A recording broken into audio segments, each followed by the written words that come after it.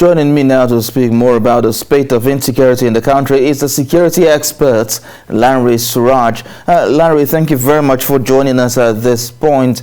Looking at the security situation in Nigeria, especially with the recent news of the remaining abducted students of the Federal College of Forestry Mechanization being released, is that a situation that brings a lot of concern to you? Oh, I mean, the situation of the release is not really the major concern. For me, it is the fact that abduction and kidnapping is becoming not just an order of the day. I mean, we have a way of importing this into our lexicon. And the moment we go on a line of criminality of this nature in the country, it becomes extremely difficult for us to disengage from that, or even depart from that route. You know, this was how we started with Boko Haram, and then we brought the world of insurgency into almost an everyday conversation of the country. And unfortunately for me, my major concern is the fact that we're not really, sadly for that purpose, we're not really taking this as a national calamity, and we're making it more of a political issue where we want to find convenience in just blaming government or blaming some other individuals or even a particular set of groups for what is happening, rather than dealing with it as a criminality for what it is. I mean, there's no way we continue paying ransoms, and you will think that the perpetrators of this crime will just one day give up on this kind of, profiting venture for them. And that is where the challenge is. It is becoming more democratized, that people can freely and willingly just abduct innocent people for the purpose of money, and the criminality will continue unabated. So for me, it is a major, serious state of concern, and that should be for every one of us, because we are all potential victims. It is not about who is not there now or who is there. It is about that we are all just playing and toying with not just the country, but our individual security. If we don't deal with it as a national calamity that requires the contribution, attention, and focus of every one of us. So what are we not doing right as a nation to stem the tide of insecurity? Because it's, like you've said, it's a huge concern. Yeah, like I said, the first thing for us is to deal with this as a national problem that is not just the failure of some governors or the president, and also see that as a community, as families, we have these responsibilities that we're failing to fully discharge.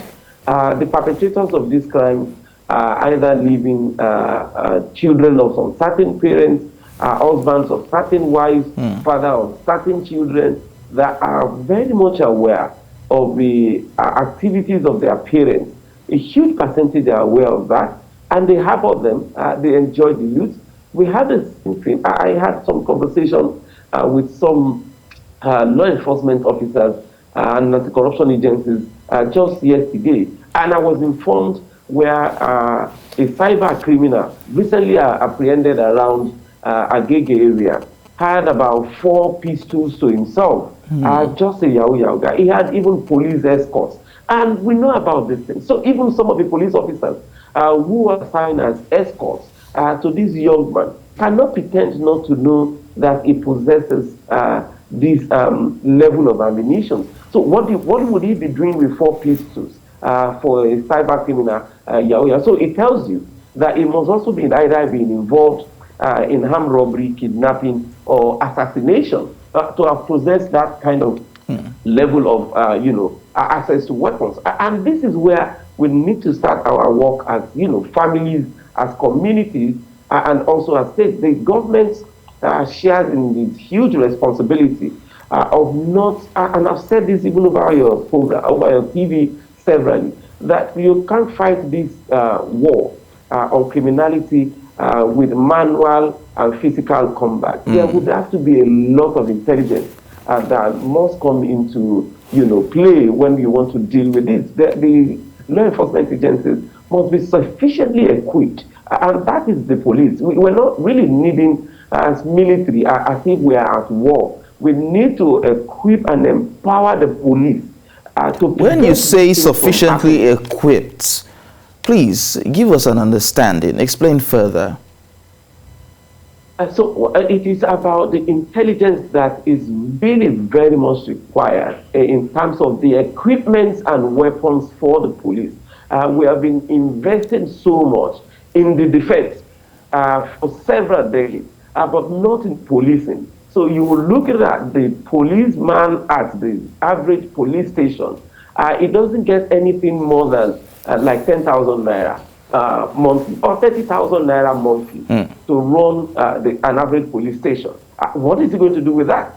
So including even the vehicles, including the gadgets. So many of the police officers, look at them on the road while either going or even when they operate at checkpoints. You would rarely see them even with the basic walkie-talkie that can assist them to get the necessary immediate alert when crime scene is actually happening anywhere. I'll go to also the stations and see the level of dilapidation and even the motivation that you have around the security. So until when they are confronted by crime, they are usually, in many instances, and that is the unfortunate situation, able to detect crime scene. It is always just a reaction that you have, and you can't run a country in that circumstance. You can't have heavy investment in countries like the defense, which we are not seeing ultimately the result. This is the failure because we've invested in the defense and we're where we are. But we need to invest more in policing